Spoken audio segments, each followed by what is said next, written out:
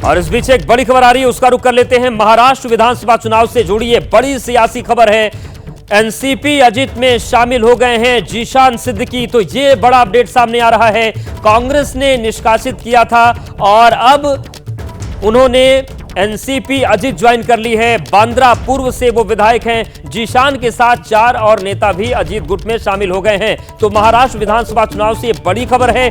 बड़ी खबर यह है कि जीशान सिद्दीकी जो कांग्रेस से विधायक रहे हैं, कांग्रेस से निष्कासित होने के बाद उन्होंने एनसीपी अजित ज्वाइन कर लिया है। आपको बता दें कि उनके पिता बाबा सिद्दीकी भी एनसीपी उन्होंने ज्वाइन की थी और अब बांद्रा पूर्व से विधायक जीशान सिद्दीकी जो कांग्रेस के टिकट पर चुनाव जीते थे, उन्होंने एनसीपी अजित ज्वाइन कर ली है। जीशान के साथ 4 और भी नेता एनसीपी अजित गुट से जुड़े हैं। तो यह बड़ी खबर आ रही है महाराष्ट्र की राजनीति से। और बड़ी खबर यह है कि कांग्रेस ने निष्कासित किया था जीशान सिद्दीकी को और अब इन्होंने एनसीपी अजित ज्वाइन कर ली है और यहीं से उन्हें टिकट एनसीपी अजित ने दे दिया है। बांद्रा पूर्व से ही वो चुनाव लड़ेंगे, लेकिन सिंबल अलग होगा और वो एनसीपी अजित गुट से ही चुनाव लड़ेंगे। बांद्रा पूर्व से विधायक हैं, कांग्रेस ने निष्कासित किया, लेकिन अब जीशान सिद्दीकी ने एनसीपी अजित ज्वाइन कर ली है और उनके साथ 4 और नेताओं ने ये पार्टी ज्वाइन की है। मृत्युंजय हमारे साथ जुड़ गए। मृत्युंजय, बड़ी सियासी खबर है और ये पूरी परिस्थितियां बन क्या रही थी?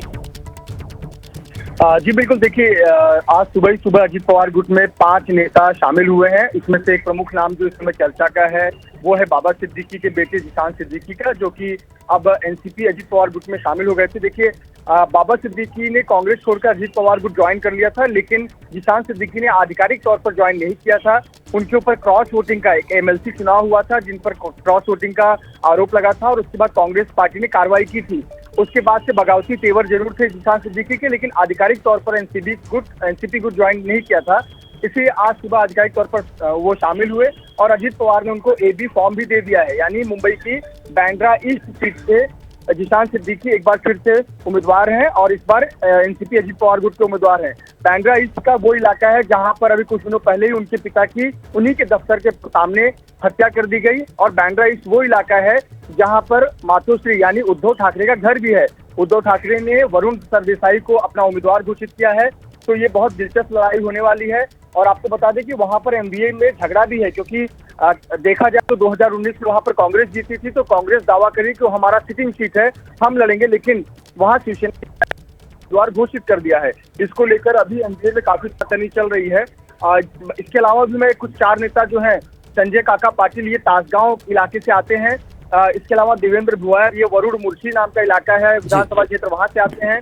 निशिकांत पाटिल इस्लामपुर से आते हैं और प्रताप राव चिखलीकर भी एनसीपी अजित गुट से जुड़े हैं। प्रताप राव चिखलीकर भाजपा के ही पूर्व सांसद रहे हैं, भाजपा के पूर्व सांसद है जो भाजपा छोड़कर अब एनसीपी अजित पवार गुट में शामिल हुए। हालांकि इसे इस तरह से ना देखना चाहिए कि बीजेपी का दल बदल करके अजित पवार गुट में गया है यानी महायुति में तोड़फोड़ है, बल्कि इसे इस तरह से देखना चाहिए कि ये एक स्ट्रेटेजी के तहत काफी चेहरों को पार्टियों के सिंबल पर लड़ाया जा रहा है, बदला जा रहा है। उदाहरण के तौर पर नारायण राणे का एक बेटा बीजेपी से लड़ रहा है और दूसरा बेटा शिवसेना शिंदे गुट से लड़ रहा है। कल शिंदे गुट में नीलेश राणे ज्वाइन किए और वो सीट से लड़ती। बिल्कुल, तो ये जो सियासी हालात हैं बांद्रा ईस्ट के वो दिलचस्प हो गए हैं। बहुत शुक्रिया मृत्युंजय आपका।